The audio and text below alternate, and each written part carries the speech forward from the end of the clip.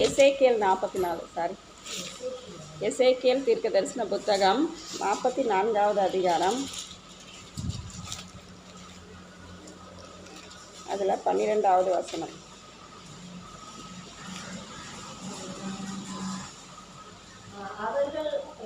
அவர்கள் இவர்களுடைய நரகலான விக்கிரகங்களுக்கு முன்பாக நின்று இவர்களுக்கு ஊழியம் செய்து இஸ்ரவேல் வம்சத்தாரை அக்கிரமத்தில் விடப்பட்டபடினால் நான் என் கையை அவர்களுக்கு விரோதமாய் உயர்த்தினேன். அவர்கள் தங்கள் அக்கிரமத்தை சுமப்பார்கள் என்று கர்த்தராகிய ஆண்டவர் சொல்கிறார். அவர்கள் இவர்களுடைய நரகலான விக்கிரகங்களுக்கு முன்பாக நின்று, அவர்கள் அப்படின்னு சொல்லப்பட்டிருக்கு. அவர்கள்னா யாரு? இவர்களுடைய விக்கிரகங்களுக்கு முன்பாக. அவர்கள்னா ஊழியம் செய்கிறவர்களை தான் குறிக்குது. அவங்க என்ன பண்ணுறாங்களாம்? இவர்களுடைய நரகலான விக்கிரகங்களுக்கு முன்பாக நின்று இவர்களுக்கு ஊழியம் செய்கிறாங்க. ஊழியக்காரர்கள் யாருக்கு ஊழியம் செய்ய வேண்டும்? முதல்ல தேவனுக்கு ஊழியம் செய்யணும். ஆனால் ஜனங்களுக்கு அவங்க என்ன பண்ணுறாங்களாம்? ஊழியம் செய்கிறாங்க. அதாவது எப்படி? நல்லா காசு இருக்குது, வருமானம் இருக்குது, வசதி இருக்குது அப்படின்றவங்களுக்கு என்ன பண்ணுவாங்க? ஓடி ஓடி அவங்களுக்கு ஊழியம் செய்வாங்க. ஊழியக்காரர்கள் என்ன பண்ணுவாங்க? அவங்களுக்கு ஊழியம் செய்வாங்க. தேவன் நம்மளை எதற்காக அழைச்சா, நம்ம என்ன பண்ணிகிட்ருக்குறோம் அப்படின்றது புரியாமல் காசு பணம் எங்கே வருதோ அங்கே என்ன பண்ணுவாங்க? ஊழியத்தை செய்வாங்க. அதுதான் ஆண்டவர் இந்த இடத்துல சொல்கிறாரு. அவர்கள் இவர்களுடைய நரகலான விக்கிரகங்களுக்கு முன்பாக நின்று. விக்கிரகம்னா என்னது? விக்கிரகம்னா வெறும் ஃபோட்டோ மட்டும் விக்கிரகம் இல்லை. தேவனுக்கு பிரியமில்லாத காரியம் எல்லாமே என்னதான்? விக்கிரகம். அவர்கள் இவர்களுடைய நரகலான விக்கிரகங்களுக்கு முன்பாக நின்று இவர்களுக்கு ஊழியம் செய்கிறாங்க. மனுஷர்களுக்கு யார் ஊழியம் செய்கிறா? தேவ ஊழியக்காரர்கள் மனுஷர்களுக்கு என்ன பண்ணுறாங்க? ஊழியம் செய்கிறாங்க. தேவனுக்கு ஊழியம் செய்யாதபடி மனுஷர்களுக்கு என்ன பண்ணுறாங்களா? ஊழியம் செய்கிறாங்க. இஸ்ரவேல் வம்சத்தாரை அக்கிரமத்தில் விழ பண்ணினபடினால் இவங்களுக்கு ஊழியம் செஞ்சு இஸ்ரவேல் வம்சத்தாரை எங்கே விழ பண்ணுறாங்களா? அக்கிரமத்தில் என்ன பண்ணுறாங்க? விட பண்ணுறாங்க. ஒரு ஆலயத்துக்கு போகிறாங்க, விசுவாசியாக மாறுறாங்க, இஸ்ரவேல் ஜனங்களாக மாறுறாங்க. அவங்க என்ன பண்ணணும்? படிப்படியாக ஆண்டவருக்குள்ளே வளர்ச்சி அடையணும். அதை விட்டுட்டு அவங்க என்ன பண்ணுறாங்க? அக்கிரமத்தில் விழுறாங்களாம். யாரால்? ஊழியக்காரர்களாலவே அக்கிரமத்தில் என்ன பண்ணுறாங்க? ஜனங்கள் விழுறாங்க. எதனால்? அவங்க செய்கிற காரியெல்லாம் கரெக்டுன்னு சொல்கிறது. ஒரு தவறு ஒரு விசுவாசி செய்யும்போது அதை கண்டித்து உணர்த்தணும். அதுதான் ஊழியக்காரர்களுக்கு என்னது? அழகு. அப்போ தான் அவங்க மனம் திரும்பி என்ன பண்ணுவாங்க? அந்த பிரச்சனையிலேருந்து மீண்டு வருவாங்க. அவங்களுக்கு சோப்பு போட்டு கரெக்டுன்னு சொன்னால் அவங்க இன்னும் அதிகமான தவறுகளை என்ன பண்ணுவாங்க? செய்வாங்க. அதனால தான் அக்கிரமத்தில் வீழ்ந்து போகிறாங்களாம். எப்படி? ஒரு சின்ன தவறு பெரிய தவறாய் மாறி முழுவதுமாக என்ன பண்ணுறாங்க? அக்கிரமத்தில் வீழ்ந்து போகிறாங்க. அதுக்கு யார் காரணம்? தேவனுடைய வார்த்தையை கண்டித்து உணர்த்தாததுக்காகத்தான் இன்னும் அதிக தவறுகள் என்ன பண்ணுது? நடக்குது. அதனால இஸ்ரவேல் ஜனங்கள் எங்கே போகிறாங்க? அக்கிரமத்தில் விழ பண்ணுறாங்க. அக்கிரமத்தில் என்ன பண்ணுறாங்க? விழ பண்ணுறாங்க. ஒரு ஆலயத்துக்கு நம்ம எதுக்காக வரோம்? தேவனுடைய வார்த்தையை கேட்க வரோம், மனம் திரும்ப வரோம். நம்ம தவறுகளை எல்லாம் சுட்டி காட்டும் போது அதிலிருந்து நம்ம விடுதலை அடைந்து மனம் மாறி தேவனை என்ன பண்ணோம்? முழு இருதயத்தோடு, முழு உள்ளத்தோடு, முழு ஆத்மாவோடு நம்ம தேடுறதுக்கு வரோம். ஆனால் வருகிற வார்த்தைகள் நம்ம செய்கிற தவறு இல்லை, நீ இதை செய்யலாம், இதுக்கு மேலே நீ செய்யலாம் அப்படின்னு சொல்லி சுட்டி காட்டினா அப்போ என்ன பண்ணுவாங்க? அவங்க பாவத்தை சுட்டி காட்டாதபடிக்கு அவங்க செய்கிற தவறுகளை என்ன பண்ணுறாங்க? நீங்கள் ஃப்ரீயாக விட்டுட்டா என்ன பண்ணுவாங்க? அவங்க எங்கே போய் விழுவாங்க? அவங்க அக்கிரமத்தில் போய் விழுந்து போயிடுவாங்க. அப்போ தேவன் நமக்கு என்ன சொல்கிறாரோ அதை நம்ம கரெக்டாக என்ன பண்ணணும்? சொல்லணும். இவங்க ஏதோ கோச்சிக்குவாங்க, இவங்க ஏதாவது பண்ணிடுவாங்க நினச்சிப்பாங்க, ஐயோ நமக்கு காணிக்க வராத போயிடும், ஐயோ நமக்கு என்னது ஒரு ஃபெலோஷிப்பை விட்டு போயிடுவாங்க அப்படின்னு சொல்லி நம்ம அவங்கள ஆறுதல் படுத்துகிற வார்த்தைகளை, இல்லை நீங்கள் ஆசீர்வதிக்கப்படுவீங்கன்னு சொல்கிற வார்த்தைகளை சொல்லக்கூடாது. தவறுனா தவறை சுட்டி காட்டணும். அதான் ஊழியக்காரருக்கு அழகு. அதனால் எந்த பிரச்சனை வந்தாலும் பரவாயில்ல, நம்ம என்ன பண்ணோம்? ஒரு விசுவாசிகள் கோச்சிக்கிறாங்க, ஒரு தவறுன்னா அதை சுட்டி காட்டும்போது ஊழியக்காரர்கள் சுட்டி காட்டும்போது அதை கோச்சிக்கிறாங்க. உடனே ஆலயத்தை விட்டு என்ன பண்ணிடுறாங்க, போயிடுறாங்க. இந்த பயத்தினாலே நிறைய ஊழியக்காரர்கள் என்ன பண்ணுறாங்க, தவறுகளை சுட்டி காட்ட மறுக்கிறார்கள். ஆனால் அப்படி இல்லை, அவங்க நம்ம சுட்டி காட்டாமல் இருக்கிறதால அக்கிரமத்தில் இன்னும் போய் விழுறாங்களாம். அப்போ நம்ம சுட்டி காட்டணும், தவறுகளை என்ன பண்ணணும், சுட்டி காட்டணும். அப்போ தான் அவங்க என்ன பண்ண முடியும், அந்த தவறிலிருந்து அவங்க மீள முடியும், அவங்க பரிசுத்தமாக வாழ முடியும், அக்கிரம வாழ்விலிருந்து அவங்க விடுதலை ஆக முடியும். அப்போ ஊழியக்காரர்களே அவங்க தவறு பண்ணுறதுக்கு உடந்தையாக இருக்கும்போது அவங்களால எப்படி மீட்படைய முடியும்? ஆலயத்துக்கு எதுக்கு வரோம்? தேவனுடைய வார்த்தைகளை கேட்பதற்காக, கேட்டு அந்த வார்த்தைகளை பிடித்து கொண்டு அந்த வார்த்தையை நம்ம வாழ்க்கையில் அபியாசப்படுத்தி கொள்ள, அந்த வார்த்தையின்படி வாழ தான் நம்ம ஆலயத்துக்கு வரோம். ஆனாலும் தேவ வார்த்தை நமக்கு நேராக வரும்போது நம்ம செய்கிற தவறுகளை சுட்டி காட்டாமல், நம்ம செய்கிற தவறு சரிதான்னு சொல்லி வார்த்தை வந்துச்சுன்னா அவன் என்ன பண்ணுவான், அக்கிரமத்தில் தான் போய் விழுவான். அப்போ ஆலயத்துக்கு வருகிற ஜனங்களுக்கு என்னது ஆசீர்வாதம் எப்படி வரும்னா, தேவ வார்த்தை, சத்தியத்தை அறியுங்கள், சத்தியம் உங்களை விடுதலையாக்கும். அப்போ அந்த சத்தியத்தை கரெக்டாக நம்ம சத்தியத்தை போதிக்கும் பொழுது தான், மக்களுக்கு ஏற்ற வார்த்தைகளை கொடுக்கும்போது தான் அவங்க அந்த வார்த்தையை ஏற்றுக்கொண்டு ஆசீர்வதிக்கப்படுவாங்க. அப்போ தவறாய் நடக்கிற ஒரு விசுவாசியாக இருந்தாலும் அந்த வார்த்தை போய் அவர் என்ன பண்ணும், சுட்டி காட்டி அந்த வார்த்தையிலேருந்து அவங்க என்ன பண்ணுவாங்க, வாழ்க்கையில் மனம் திரும்பி நல்வழியில் அவங்க வாழ்வாங்க. அப்போ ஊழியக்காரர்கள் என்ன பண்ணக்கூடாது, தேவன் கொடுக்குற வார்த்தைகளை கரெக்டாக பேசணும். அதனால் எந்த பிரச்சனை வந்தாலும் பரவாயில்ல, தேவன் எதை பேச சொல்கிறாரோ அதை கண்டிப்பாக என்ன பண்ணணும், விசுவாசிகளுக்கு பேசியே ஆகணும். அடுத்தது, நான் என் கையை அவர்களுக்கு விரோதமாக உயர்த்தினேன், அவர்கள் தங்கள் அக்கிரமத்தை சுமப்பார்கள் என்று கர்த்தராகிய ஆண்டவர் சொல்லுகிறார். என் கையை என்ன பண்ணுவேன், அவர்களுக்கு விரோதமாக உயர்த்துவேன்னு சொல்கிறார். யார்? ஊழியக்காரர்களாக இருந்தால் பரவாயில்ல, என் பிள்ளையாக இருந்தால் பரவாயில்ல, நான் அதை பற்றி என்ன பண்ண மாட்டேன், பொருட்படுத்த மாட்டேன், அவங்களுக்கு விரோதமாக என் கையை உயர்த்துவேன் அப்படின்னு சொல்கிறார். என்ன பண்ணுவேன், உயர்த்துவேன் அப்படின்னு சொல்கிறார். ஏன்னா அவங்க மேலே தானே இஸ்ரவேல் ஜனங்கள், அதாவது தேவனுடைய பிள்ளைகள் என்ன பண்ணுறாங்க, அக்கிரமத்தில் விழுந்து போகிறாங்க. அவங்க வார்த்தை கரெக்டாக வந்துச்சுன்னா அவங்க என்ன பண்ணுவாங்க, மனம் திரும்புவாங்க. வார்த்தை சரியாக சொல்லாமல், சரி நீங்கள் நடக்கப்படியே நடங்கன்னு சொல்லி அவங்களுக்கு நம்ம சமாதானமான வார்த்தைகளை பேசும்போது அவங்க அக்கிரமத்தில் விழுறாங்க. அதனால் தேவன் என்ன சொல்கிறாரு, நான் அவங்களுக்கு விரோதமாக என் கையை உயர்த்துவேன். ஊழியம் செய்கிறவங்களா இருந்தாலும் நான் அவங்களுக்கு விரோதமாக என்ன பண்ணுவேன், கையை நான் உயர்த்துவேன் அப்படின்னு சொல்லிட்டு ஆண்டவர் சொல்கிறார். விரோதமாக உயர்த்துவேன்னா என்ன அர்த்தம், தண்டிக்கிறது கண்டிக்கிறது ரெண்டுமே. தேவன் சிட்சிக்கிறது என்னது, நல்லது. சிட்சிப்பு வருது வாழ்க்கையிலன்னா அது நல்லது. ஏன்னா தேவனுடைய பிள்ளைகளை தேவன் என்ன பண்ணுறாரு, சிட்சிக்கிறார். நம்ம வழி கோணலாக மாறும்போது அதை சரி பண்ணுவதற்காக நம்மளை என்ன பண்ணுவார், ஆண்டவர் சிட்சிப்பார். அது விசுவாசியாக இருந்தாலும் சரி, ஊழியக்காரங்களாக இருந்தாலும் சரி, யாராக இருந்தாலும் சரி, தேவன் என்ன பண்ணுவார், நம்மளை சிட்சித்து நடத்துவார். அதுதான் அவர் சொல்கிறாரு, விரோதமாக என் கையை உயர்த்துவேன். ஏதாவது பிரச்சனைகள், பாடுகள், போராட்டங்கள் என்ன பண்ணும், இதன் மூலமாக வாழ்க்கையெல்லாம் வரும். அப்போ அப்படிப்பட்ட ஊழியக்காரர்கள் என்ன பண்ணணும், முதலாவது மனம் திரும்பி ஜனங்களுக்கு ஏற்ற வார்த்தைகளை என்ன பண்ணணும், கொடுக்கணும். காசுக்காக பணத்துக்காக ஊழியம் செய்யக்கூடாது. யாருக்காக ஊழியம் செய்யணும், தேவனுக்காக உண்மை முத்துமமாக என்ன பண்ணணும், ஊழியம் செய்யணும்.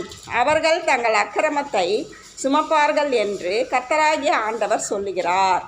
அவர்கள் என்ன பண்ணுவாங்களா, தங்கள் அக்கிரமத்தை சுமந்து கொள்வார்கள். அக்கிரமத்தை என்ன பண்ணுவாங்க, சுமப்பார்கள்.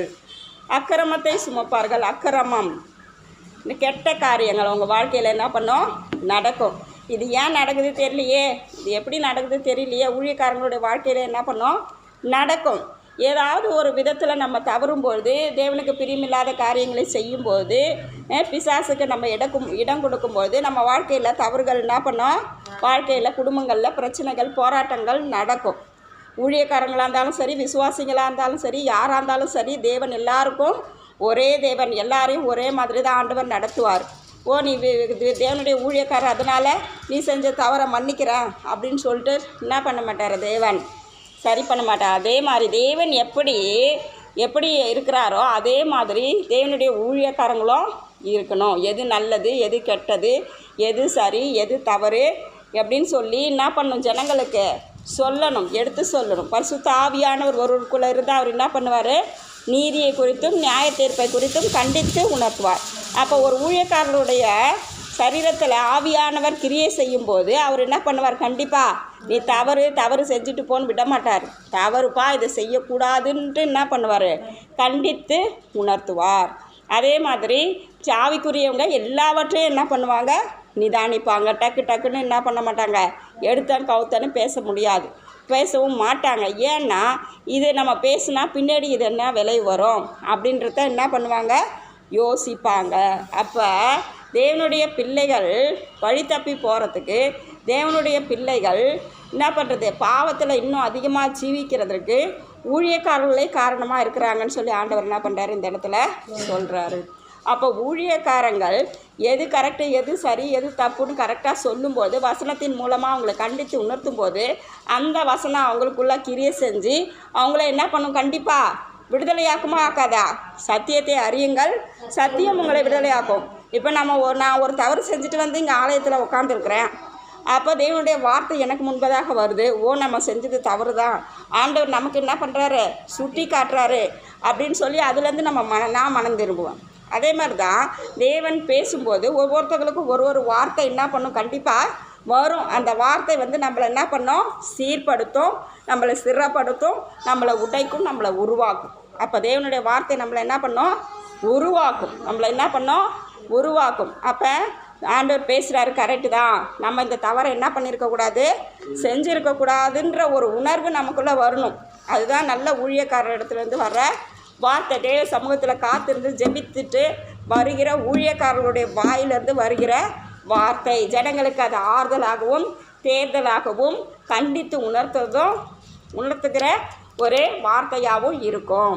அப்போ தேவனுடைய பிள்ளைகள் வராங்கன்னா, பரவாயில்ல, இவங்க என்ன தவறு பண்ணாலும் இவங்க நல்லா இருப்பாங்க, நீங்கள் ஆசீர்வாதமாக இருப்பீங்க, உங்களுக்கு ஒரு குறைவும் இல்லாமல் இருக்கும் அப்படின்னு சொல்லி நம்ம ஊழியக்காரர்கள் சொல்லும் பொழுது அவங்க இன்னும் அதிகமாக தவறுகளை செய்து அக்கிரமத்தில் என்ன பண்ணுவாங்க? விழுந்து போயிடுவாங்க. அதுக்கு நாம் காரணமாக இருக்கக்கூடாது. இப்போ நம்ம பக்கத்துலேயே ஒரு பிரச்சனை நடக்குது, ஒரு வாலிப பொண்ணுன்னு வச்சுங்களேன், அது ஒரு தவறு செய்து நமக்கு தெரியுதுன்னா அந்த பிள்ளைகளை கூப்பிட்டு நம்ம என்ன பண்ணணும்? அந்த பிள்ளைகளுக்கு அட்வைஸ் பண்ணணும், நம்ம பேசணும். இது தவறு, இது செய்யக்கூடாது, நம்ம என்ன பண்ணணும்? சொல்லணும்.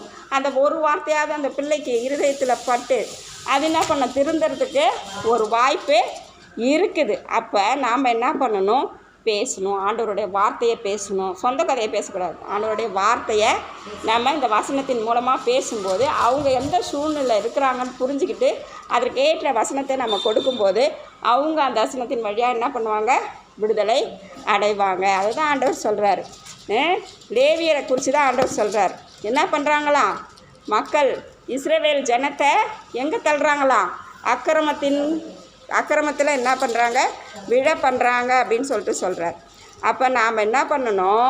தேவனுடைய பிள்ளைகள் தேவனுடைய வார்த்தையை நிதானித்து போதித்து நம்ம கற்றுக்கொண்டு அவங்களுக்கு போதிக்கணும்.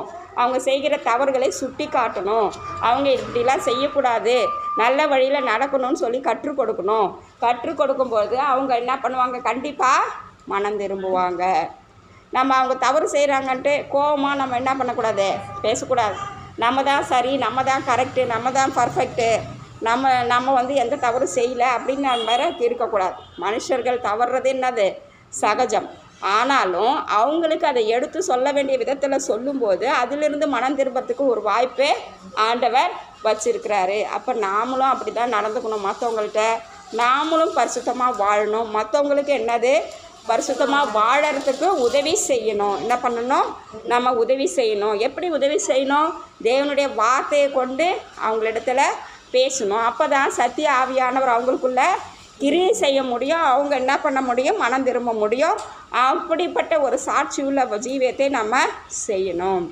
அப்போ சபைக்கு வருகிற ஒவ்வொரு விசுவாசிகளோடும் என்ன பண்ணணும்? தேவன் பேசணும், தேவன் கண்டித்து உணர்த்தணும், தேவன் என்ன பண்ணணும்? ஆசீர்வாதமான வார்த்தைகளையும் பேசணும்.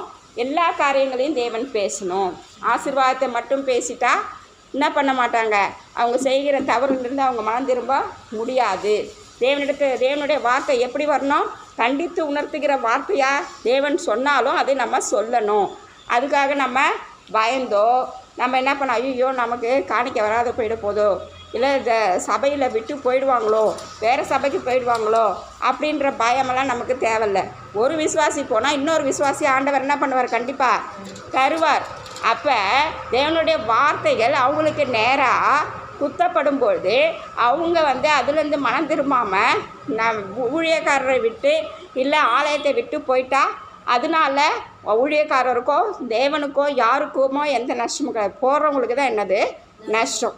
அப்போ தேவனுடைய வார்த்தை நமக்கு நேராக வருதுன்னா அந்த வார்த்தைக்கு கீழ்ப்படிந்து நம்ம என்ன பண்ணணும்? வாழ கற்றுக்கணும். அப்போ தேவனுடைய ஆலயத்துக்கு வருகிற ஒவ்வொருவரையும் அவங்க என்னது விருட்சத்தின் கனிகளாய் அவங்களை மாற்றணும். விருட்சத்தின் இந்த இடத்துல தேவ ஆலயத்தில் நாட்டப்பட்ட விருட்சத்தின் கனிகளாய் விருட்சம் விருட்சம்னா என்னது? மரம். அப்படிப்பட்ட மரமாய் அவர்கள் இந்த ஆலயத்தில் வளர்ந்து தேரணும். இது என்னது? இந்தியா எழுப்புதல் பயிற்சி மையம் சொல்லப்பட்டிருக்கு. இங்கே வருகிற ஜனங்களை உருவாக்கணும். அதுக்காகத்தான் ஒவ்வொருத்தவங்களையும் ப்ரேயர் பண்ண சொல்கிறோம். என்ன பண்ணுறோம்? காணிக்கை பாடல் பாட சொல்கிறோம். சங்கீத பகுதி ஒருத்தவங்க வாசிக்க சொல்கிறோம். சபை என்ன பார்த்துருக்குறீங்களா? ஊழியக்காரர் மனைவி அவங்களோட முடிச்சுக்குவாங்க. அப்படி கிடையாது நம்ம சபை. வருகிறவர்கள் என்ன பண்ணணும்? உருவாக்கப்படணும். அவங்க என்ன பண்ணணும்? மற்றவங்களுக்கு உபயோகமாக இருக்கணும். மற்றவங்களுக்கு சாட்சியாக இருக்கிறதோட மற்றவங்களை ஆசீர்வதிக்கிறவர்களாக இருக்கணும். அதுக்காகத்தான் நம்ம என்ன பண்ணுறோம்? ஆலயத்துக்கு கூடி தேவனை ஆராதிக்க வரோம். தேவனுடைய ஆலயத்தில் எப்படி ஊழியம் செய்யணும், எப்படி பாட்டு பாடணும், எப்படி நம்ம மற்றவர்களுக்கு நடக்கணும், எப்படி சத்தியத்தை சொல்லணும் அப்படின்னு சொல்லி நம்ம சொல்லும்போது என்னது? அதிலிருந்து கற்றுக்கொள்வார்கள். அப்போ தேவனுடைய வார்த்தை கண்டிப்புனா கண்டிப்பாக தான் வரணும். ஆசீர்வாதமாக தான் வரணும்.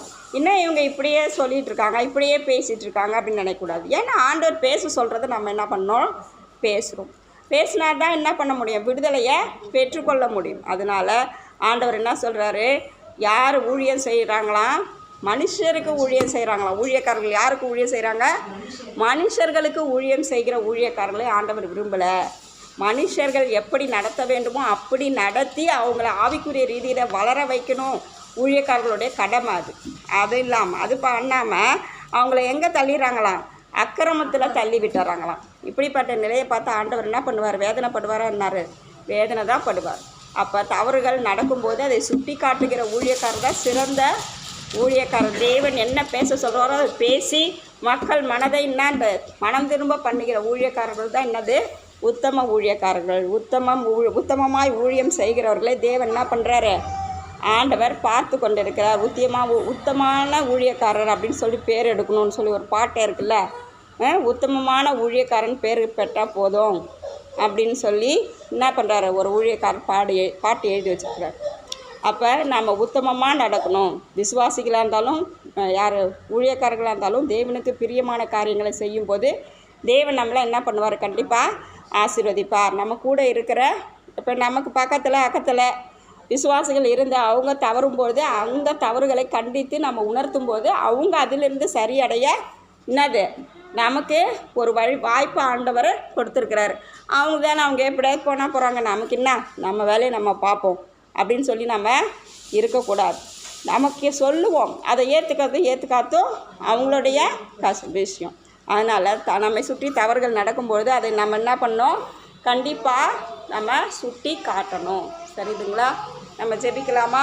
ஸ்தோத்திரம் ஆண்டவரே, நன்றியோடு கூட துதிக்கிறோமப்பா. எசேக்கியேல் 44 12வது அதிகாரத்தில் சொல்லப்பட்டது போல ஆண்டவரே அப்பா சோத்தரிக்கிறேன். அவர்கள் இவர்களுடைய நரகலான விக்கிரகங்களுக்கு முன்பாக நின்று இவர்களுக்கு ஊழியம் செய்கிறாங்க. மனுஷர்களுக்கு ஊழியம் செய்கிற ஊழியக்காரர்கள் வேண்டாம் ஆண்டவரே, உமக்கு ஊழியம் செய்கிற ஊழியக்காரர்களே அப்பா ஊழியக்காரர்களை தாரும் அப்பா. மனுஷர்களுக்கு ஊழியம் செய்கிறவர்களாக இருந்தாலும் அவர்கள் மனம் திரும்ப பண்ணுங்க ஆண்டவரை. உமக்கு ஊழியம் செய்கிற உண்மையாய் ஊழியம் செய்கிறப்பா ஊழியக்காரர்களாய் மாற்றுங்க.